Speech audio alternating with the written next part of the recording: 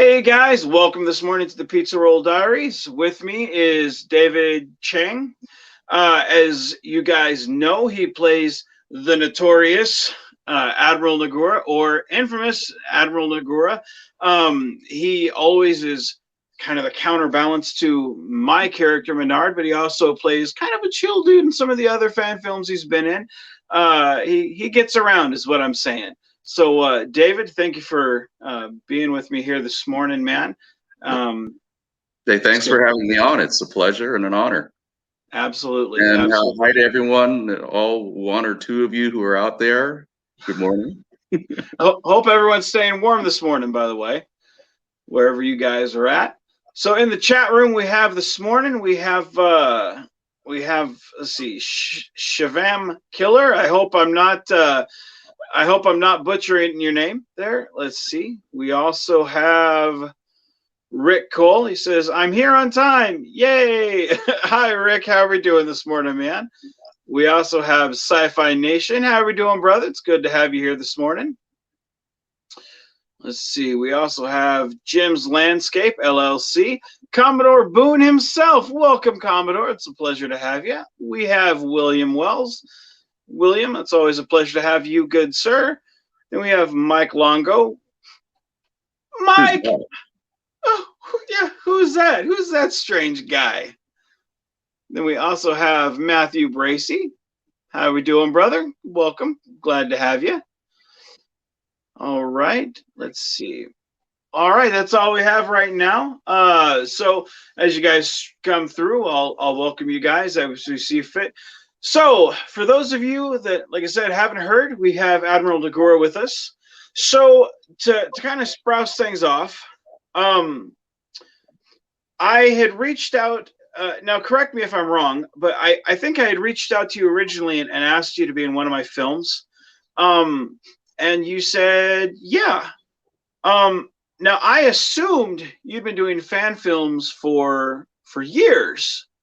Um, how long have you been doing fan films for? Because you have kind of a presence about you that just kind of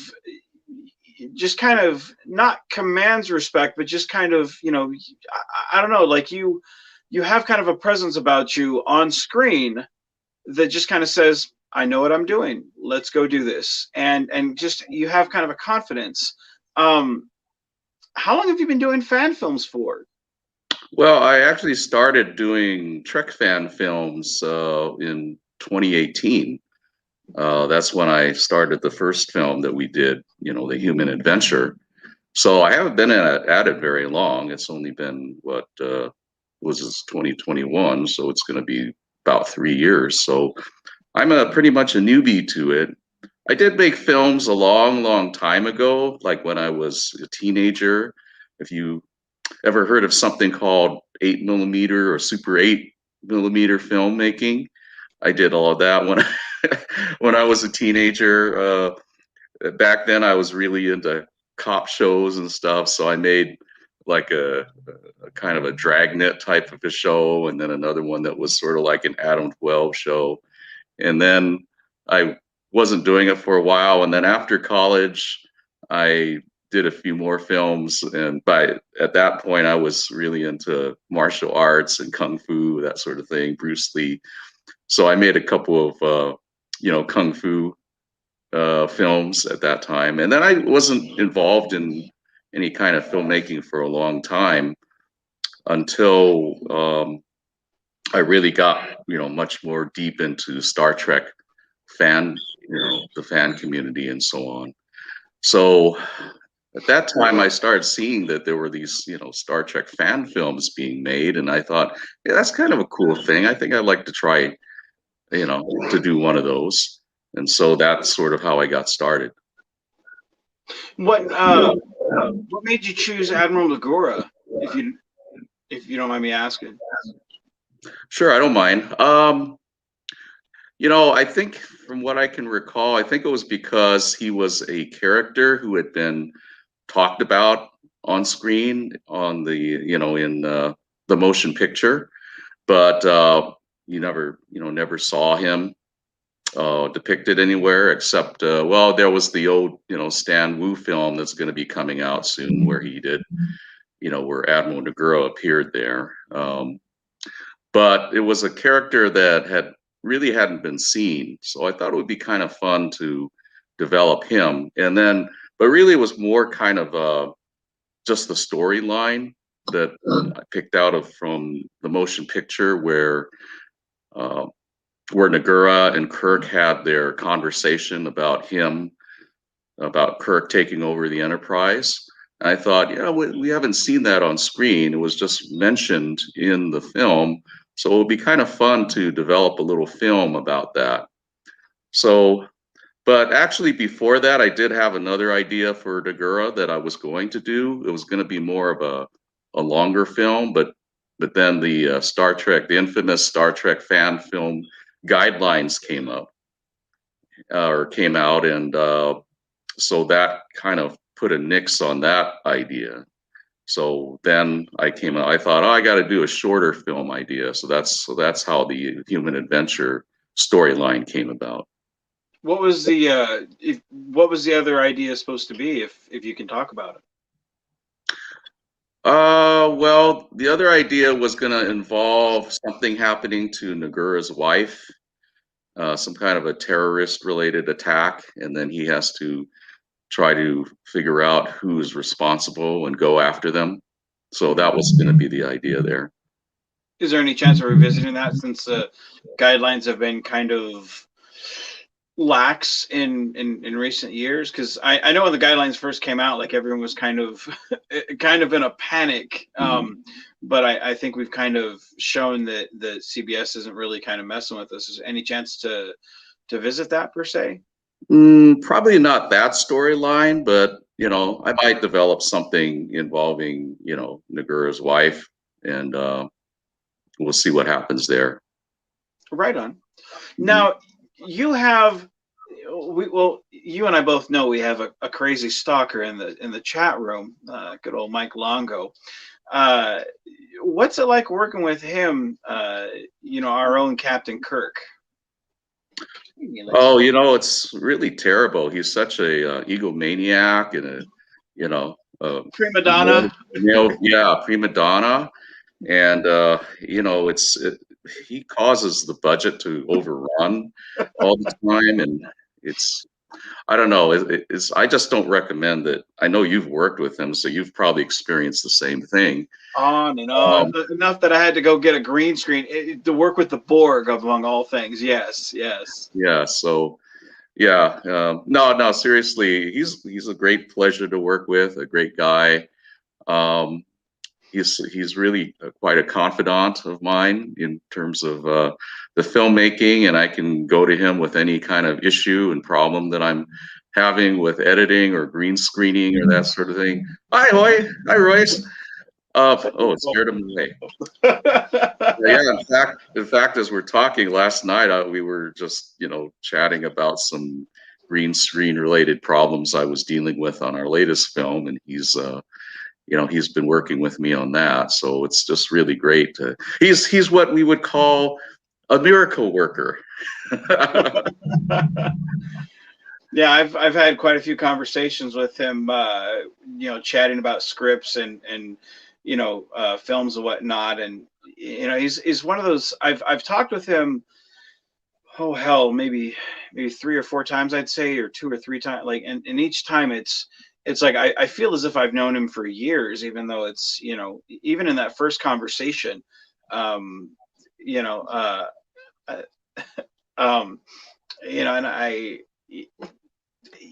I can't speak highly enough of him, and I always swore that I would never work with a Jim Kirk, because I feel like with Star Trek Continues or Star Trek Phase 2, I feel like they've done Kirk, and I swear I'd never have a Kirk. When I saw your film, The Human Adventure, that I kind of took notice of that guy, and I was like, I kind of like that. It was a step out. It was a little bit different than what you would expect Kirk to normally be, and I was like, I kind of like that guy. So you guys, have done several other films besides The Human Adventure. How many films have you done with Noguera? It's been like what, 3 or 4 now, or more than that? Well, let's see. I've done okay, so we did the human adventure. We were starting to do kind of a follow-up called Time and Time Again that we started filming, and that was going to be our next film. But then COVID-19, something called COVID-19 hit, and we couldn't continue, filming together live in person. So that had to be shelved until we can, until it's safe enough for us to continue that. So that one is pending and, still remains to be done. Uh, the next one that I did with Noguera was called Unrest. And then we did the recent one called Peace and Goodwill. And then there's been a few where I've played Noguera for other people, including yourself. Hmm. So it hasn't been that many yet. Because Not as many as Bernard has appeared in. I was gonna say it feels like you've been in like 20 of them for some reason. It just feels like you just keep hammering all these out. So, have you guys? Is it going to be? Have you guys decided? Because I know you guys have done green screen work. Have you ever considered doing, visiting like maybe Warp 66 Studios or uh, maybe like the Neutral Zone Studios, like actually going to actual physical sets for shooting any of these, or is it going to be just mainly like green screen filming for your guys' stuff? That kind of idea has arisen from time to time in a few conversations, but not something where we've seriously considered it as, at least not as of yet. I think being, because of the pandemic, that's sort of prohibitive right now anyway. But that was a question I kind of had for you. I noticed that especially in a lot of your earlier films, Sure. that you do appear on on these bridge reproductions, um, and I'm just kind of curious if you're pretty close to them or how you're able to get onto the film. Are you like that close, or is it like a big trip for you to make it out there and to get everyone there to do that? Well, when I first started, it was it was about a 4 hour trip down to Oklahoma City when I first started. And usually I would wait, it would be, a Friday night trip that I would drive, and I'd get there by Saturday morning because I'd get off about maybe 3 in the morning at the time. So when I'd get to there, it would be usually about maybe 7 or 7:30 Saturday morning. And then we would shoot. I wouldn't even sleep. Or if I did, it would be like maybe 15, 20 minutes in the car, and then we'd go straight into filming. And then we would shoot all day, usually about 15 hours, 12 to 15 hours during the day. And then I'd sleep. In those early days, I would just sleep in my car because I was too prideful to tell them that I was, um, that I didn't really have the money for a hotel. And I didn't know them well enough to just go crash on their couch. Scott Johnson was really good about letting me, crash on his couch. Because his cat used to love to attack me, so that's why he wouldn't mind to say, "Hey, come sleep on my couch." Um, so in the early days, it was about a 4 hour trip. Mm. Then when we moved the sets to Oklahoma, it was about a 6.5 hour trip. Still about the same. I'll drive overnight and then get there about maybe noon because now I get off about 6 in the morning on a shutdown night. But I'm pretty close with the guys still. Um, when I go down, I've gone to Neutral Zone Studios once, but that's too far of a trip.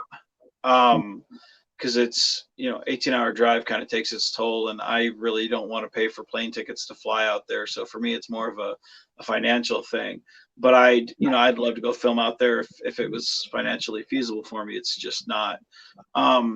But for those, I'd recommend it either one of those sets, Warp 66 or Mm. Neutral Zone. If you guys are in the area and have the time, set up beforehand, I'd recommend them because to me there's nothing greater than actually being able to physically see the sets and interact with them, even if it's just one time. And the people who run both studios are very personal people. They let you do, Mhm. you know, get in, do your thing. Um, even if it's just one time to sit in the captain's chair, you know, it's a great thing to do. So, Yeah.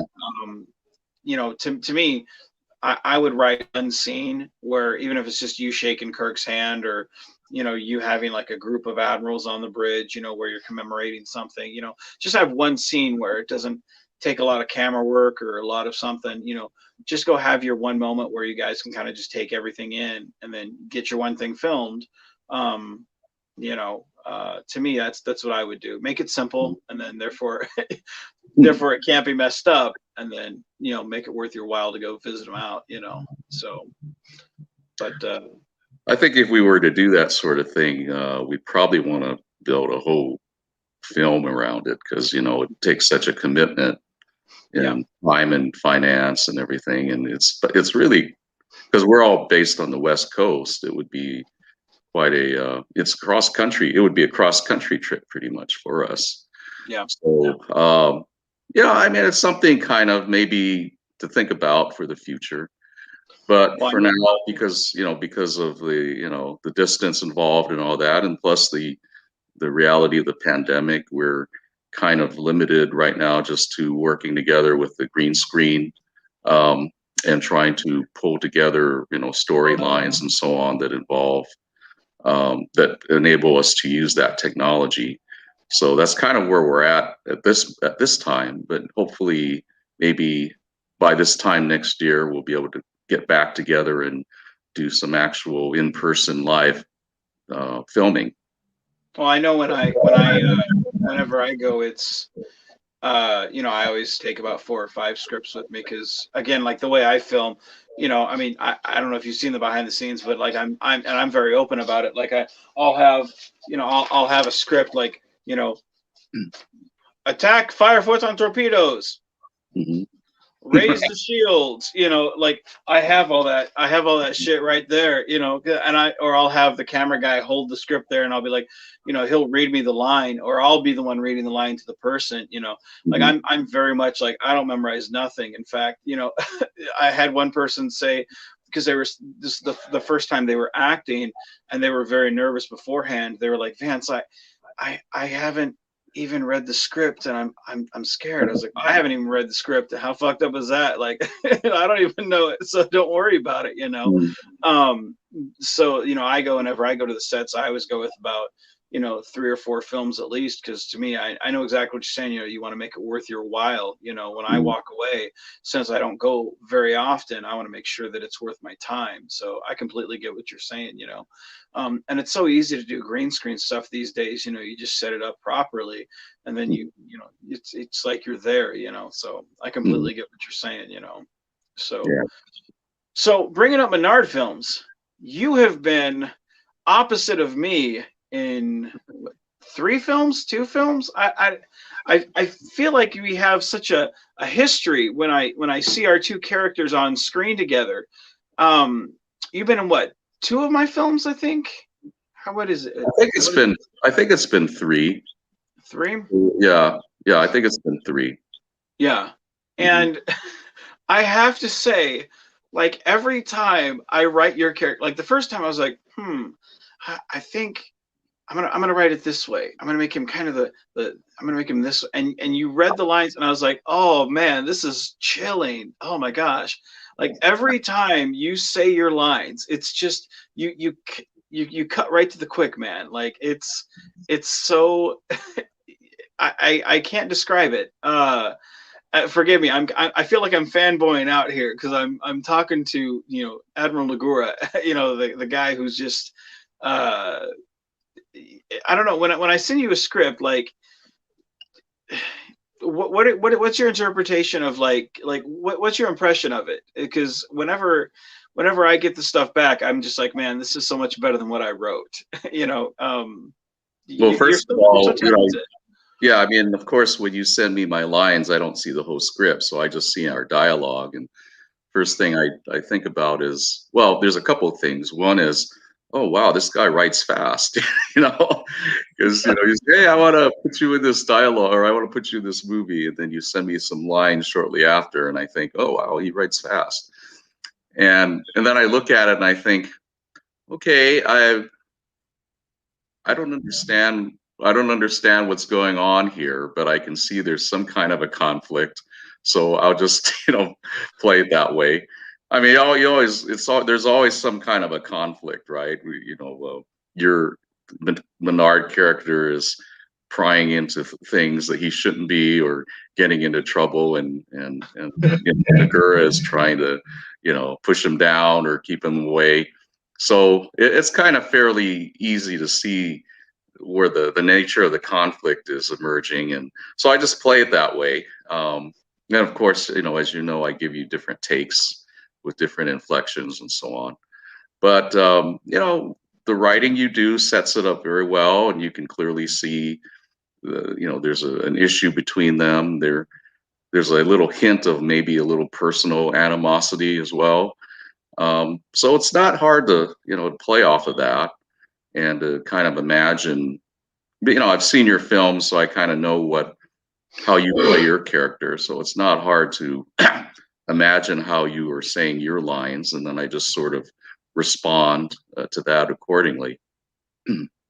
See, that was when I first approached you to do Admiral Noguera. I had assumed you've been doing this for a long time, so I was like, I was kind of nervous because I was like, I don't want to make this guy mad, but I knew, I was like, Admiral Noguera, knowing only about the motion picture part, where okay, Scotty and Kirk both seem intimidated by this guy.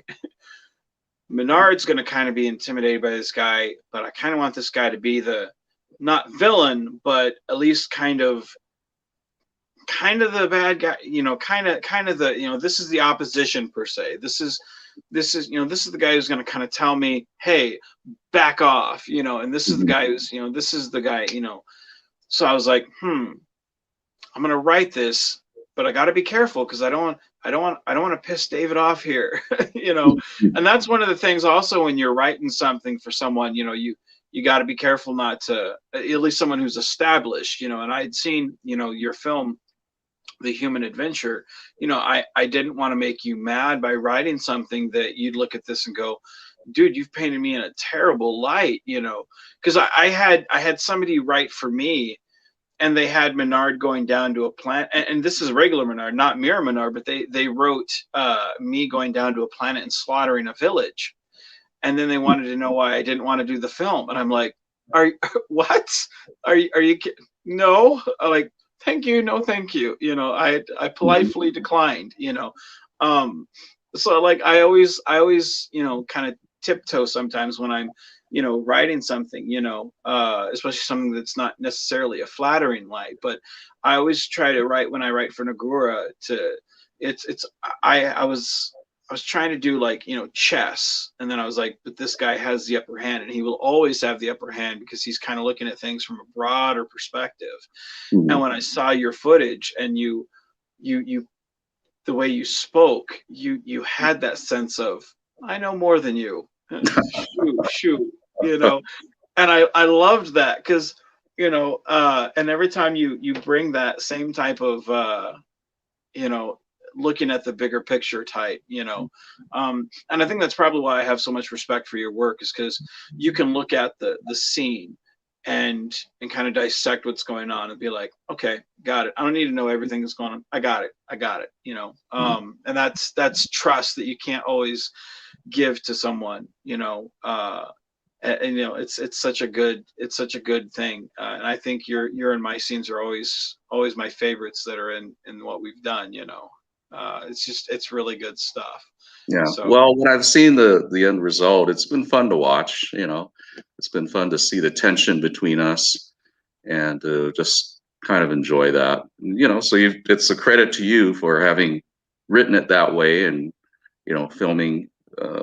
Well, of course, you film your part, I film my part, but having it all put together in a way that creates that kind of tension. So that's all credit to you. So going forward, what you had mentioned doing like a wife story. What other stories is there out there that you kind of think that you might want to be doing? If no spoilers, of course. Yeah. Was there something else that you might be kind of doing with Noguera, or a new story with Kirk, or because you, of course, you've amassed your own kind of group of people that you work with. Mhm. What Well, else is there? we're currently working another story right now that's called Outraged, and it's going to be, the theme of it is going to be dealing with the cancel culture, and so that's a storyline that we're currently working on that hopefully we'll have done in the next few months. I think after that, we're probably going to focus our attention on kind of a follow up to the human adventure, which will be aptly named The Human Adventure Continues, a very original title. And that one I'm going to kind of keep right now close to the vest because I think it'll be an interesting story. And but that's something that I think will be kind of hopefully a fun film for people to see when it's done and to enjoy. We've had some other discussions about other story ideas that we'd like to do. I kind of would like to do a film about um, Captain Sulu's first command, his first mission when he first takes command of the Excelsior, and you know how that goes. I think there's some interesting stuff that we can deal with there. So I have sort of a, a germ of an idea or gem of an idea for that. I'd like to do a little bit more with Captain Kirk as well. Oh, I didn't tell you that, Mike. Yeah, we got to do some more developing your character a little bit more. Of course, Kirk's been developed, quite a bit already, but I'm sure there's more stories we can do with him. And actually, there's another story that I've been wanting to do that we haven't been able to do yet.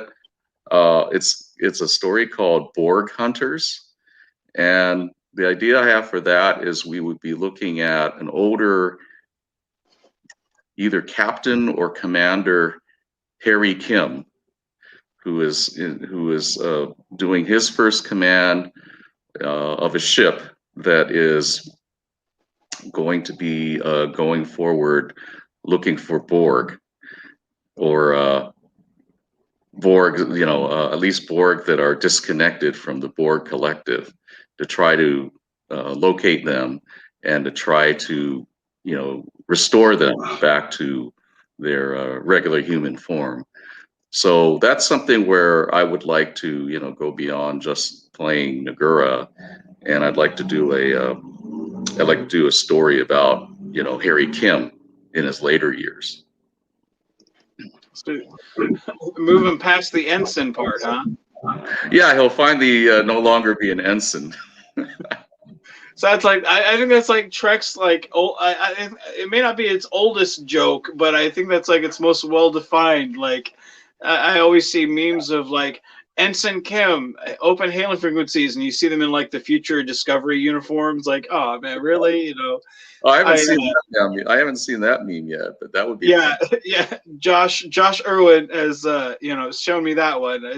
I'm always seeing him do Ensign Kim jokes. So no, I think that Borg one sounds that sounds pretty cool, man. And that's one thing that I think that fan films have done. I think the books, because I remember back in the day when I was a kid, like you'd go to the mom and pop bookshops, and you'd find, the 5 cent, 10 cent books, that you could go buy, and they explored the Star Trek universe in ways that, the TV shows couldn't, the Mhm. movies couldn't, and I think the fan films they're kind of the modern way to do that, explore these characters in ways that we just can't do on TV, or because we either run out of time, or there's like, nope, don't want to tell that story, Mhm. like one of the people in the comments had said, Captain Sulu series would be great, how many uh, petitions did we have back in the day for a Captain Sulu series? I still think it would be great. Right. Yeah. And that's something that at this point only a fan series would be able to be done at this point. Mhm. Um, Well, one of my other, my partner, Ken, who plays Captain Sulu, uh, he has an idea also for kind of a follow-up film to our Unrest film, which would involve Captain Sulu and Captain Kirk as well. So that's another one that we hopefully will do in the future. But I'm just kind of waiting for him to develop that storyline some more because it's something he wants to work on. And then he was interested also in a story involved that would take place. It would be like a prequel to the motion picture that would involve Sulu and Kirk and Noguera. And so he came up with this story that he needs to develop some more as well. That at some point, hopefully, we'll have a chance to do that. So there's some more potential there for some stories that will involve Captain Sulu a lot more. so you guys have your own version of like a writer's room where you guys just bring all your stories together and then do them that way. Is that how you guys do your stories, or how does that process work per se? Well, so far it's all the story. Most of the stories have been my stories, except that Mike did have that one story, "Look Forward to the Day," that he came up with, and kind of worked with Jens and Frank on that one. And so that one they worked on kind of as an aside, but it's still part of our Star Trek Fan Films International releases. And then Jens also, who plays Spock, he did the story with Mike called "I Am Spock," a very short vignette. So that one they worked on together, and again, that one was something that they kind of worked on their own, but it's still part of the umbrella of our family of films. It's we don't kind of like really have a formal writer's room. It's just sort of like when we're chatting, we say, "Hey, I got this idea for this story," and we might talk about it a little bit.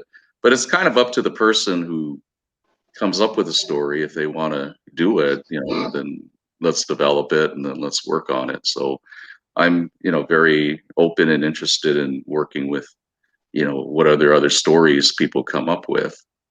But so far, the only ones that have come to fruition with completed scripts are just the ones that I've worked on. So that's what we've done. Well, I think that's it sounds to me like that's a very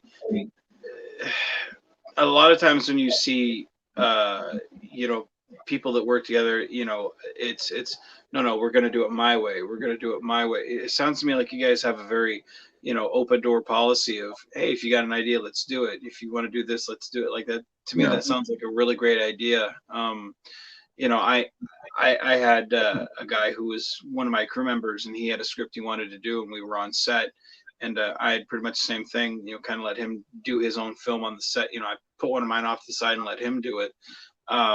Just because it's like, dude, I've got 100 of mine made. Let's make you can go ahead and make one of yours. It's like there's no glory hogging here. Go ahead. It sounds like you guys have the same policy, which when I first started making fan films, it very much was cutthroat. Everyone trying to be on top, no, it's my film. It's mine. It sounds like you guys have a really good mentality, a healthy working relationship, that I think a lot of people should model their way of doing it. It sounds like you guys get a lot of stuff done doing it that way. Well, even as far back as our first film, The Human Adventure, I remember writing the scripts and then sending the scripts off to Mike and to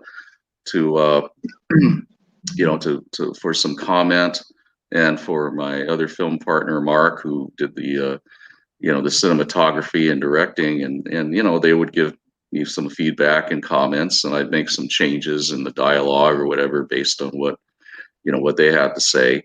And typically what I do is I'll write something up and I'll send it off to the people who the main people who are involved for their comment, and they'll say, hey, let's do this, or they make suggestions about this and that.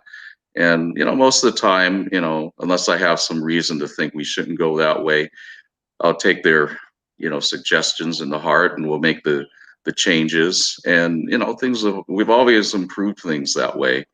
Even our latest film, Peace and Goodwill, after I wrote it, Ken had this whole, what turned out to be this big middle section of the film that he wanted to put together and write. So he did that, and we filmed it and put it in, and I thought it improved the film greatly. It actually kind of changed the storyline a little bit too, which I thought, oh, this is brilliant. We should do that. And so we did that, and I think we came up with a much better film than we would have if we had just stuck with, what I had put together. So I think it's great to have that uh, collaboration there. Well, anytime you have a collaboration, it brings a bigger scope of perspective, and it always seems to add to what you have there. That's been my thing, because I work with George Kyan sometimes, or sometimes Frank Parker, or sometimes Gary Davis, and they always seem to add to what I have, because I always have kind of one perspective, and working with them, it just seems to make the soup more flavorful, per se. Right. It just adds to it, in ways that normally it wouldn't have. So it sounds like you guys really have it together over there. That's a really good thing to see. So, and what exactly you say, it's Star Trek International is what you guys are? Well, we're just called Star Trek Fan Films International. Mm. Just came up with something that was rather bland and obvious, I guess So it's something that if you look it up, if you do a Google search on Star Trek fan films, it'll come up easily. So, right on. So with your role of Noguera, what was your main inspiration for playing the character the way you do? Because you play it slightly different in your films as you do with mine. But he still has, I mean, of course it's you. It feels very much you. What was your main inspiration for acting? Because again, you have, whenever you're on screen, you still have that kind of command presence. What has been your inspiration for playing Noguera? I kind of try to imagine how the actor Toshiro Mifune, great Japanese actor, might play him. I know he's been mentioned, I think, by different people as someone that they would have imagined playing that part if he had been on screen. So I try to kind of imagine sort of the way that he might approach the role. And so I try to incorporate that aspect. And then I just sort of add a little bit of myself in there, I think, as well. Maybe with a little bit of the humor part. I don't know if I would see Toshiro having much humor. He would seem like a very gruff person. But I think Noguera has a little bit of, I don't know, a little bit of humor in his personality. So I try to add a little bit of that in there as well. But yeah, I mean, the idea, you keep talking about presence or command presence. I try to put forth the idea that he's a guy that has a lot of presence, so that if he's in a room, that he's a guy that you would have to pay attention to and take him seriously. So that's the way I try to approach him. Well, I think I definitely think that he's I definitely think he's one of the admirals, at least in my films. He's one of the memorable ones. Like I said, every time that I go on screen with you, it's it's definitely one of the favorite scenes, whenever, because I know it. I think it was Much Afraid.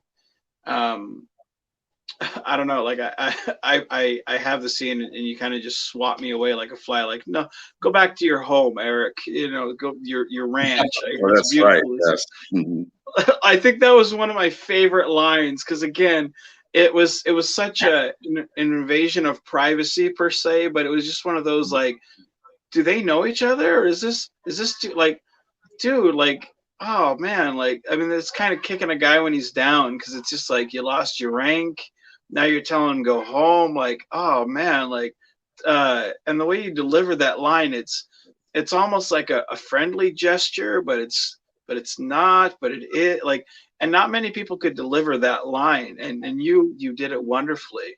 Um, Again, like I'm just such a huge fan of how you do that character. And again, I wouldn't call it you know, the villain of the story or the bad guy, because I try never to have villains in my stories. At least I always try to have, you know, the different shades of gray, you know, because I don't feel like life is necessarily good guy versus bad guy. I always feel like it's a matter of perspective, and I always feel like with Menard and Noguera, they just have very different perspectives on things. I Yeah. feel like they would make a pretty good team if they were on the same side. I just feel like they're never on the same side. Um, and I feel like you always deliver those lines wonderfully, you know. Um, so no, it is always a pleasure to have you in my films. Well, I can't talk you up enough, man. I think the way that you write Nagura in your films, he does come across a little bit more harsh, maybe than the way that I write him in my films, but not too badly. It seems like it's appropriate for the moment and appropriate for the person he's having to deal with, you know. So it gives me it gives me a chance to kind of play him a little bit more like a villain, not exactly like a villain, but more like a bad guy, someone who has to deliver bad news or has to be a little bit more firm or harsh with someone. So that makes it kind of fun to be able to go out a little bit more in that way. Well, one day I want you to write a scene with Menard and Nagura where they're not like at each other's throats and being creepy on each other with talking about houses and cutting rank and everything. So one day we're gonna have to have that happen, because you know, we'll have them, you know, singing around the Christmas tree or campfire or something. So it's, Well, you you know. have that short scene that I already wrote for you that you were going to film for me, which is going to be in our, the film we're working on now, Outrage. So that one you're not, you and the girl aren't butting heads. I'm not You're getting yelled at. Right, right. Yeah, you're actually kind of giving some feedback to Nagura on that one. So I think that's going to be our first one where we're not fighting each other. There we go. There we go. All right. Well, I think we're about out of time for the day. So, with that in mind, everybody at home, thank you for stopping by. I appreciate it. I really do. Oh, and we also have in the chat room, I just saw it popped in, sci-fi, or no, where is it? Let me go here real quick. We have Claude Sailing in the chat. I saw that. We have the Smoke 007. That's my friend Eric. Welcome. Oh, which he said David is a great guy, and it was an honor to meet him. Let's see. That's all I see right here. USS ARNG. Welcome. I think that's all we had. So, all right. With that in mind, David, I want to say thank you for coming on. Honestly, I feel like half the time was me fanboying out to you. But again, I think that's I am a huge fan of your work. I do consider you. I know I don't, you know, I know we don't talk on the phone all the time, but I I do consider you a friend, especially a friend in the fan film community. Um, I appreciate everything you do for the fan films, especially mine. Every time I ask you, hey man, you want to do this? You've never told me no. Um, there's, you know, you've always been looking out for other people. Um, I want to say thank you for that. Um, and you know, just, you know, keep up the work in your own films. You know, I can't wait to see what you guys have coming. As a fan of your work, as a fan of your films. Um, so thank you for coming on today. And everybody at home, stay warm. You, my friend, stay safe with everything going on in this crazy world. Um, you know, so thank you for this morning. So Well, thank you. Thanks for having me on. It's been a pleasure and an honor. And thank you for all of you who, came on to listen to this and instead of doing more important work. And also, thank you also, Eric, for all your help with the films. I've come to you with some, you know, asking you some questions and needing some help on some things, and you've been helpful as well. You probably don't remember, but but I appreciate that, and I'm sure that we'll, continue to work together, and let's continue to make some good films and entertain people and maybe send a little bit of a message of hope to people through what we do. Well, on that note, we're going to cut it out. And everybody at home, be genuine, be safe, and keep on geeking on, guys.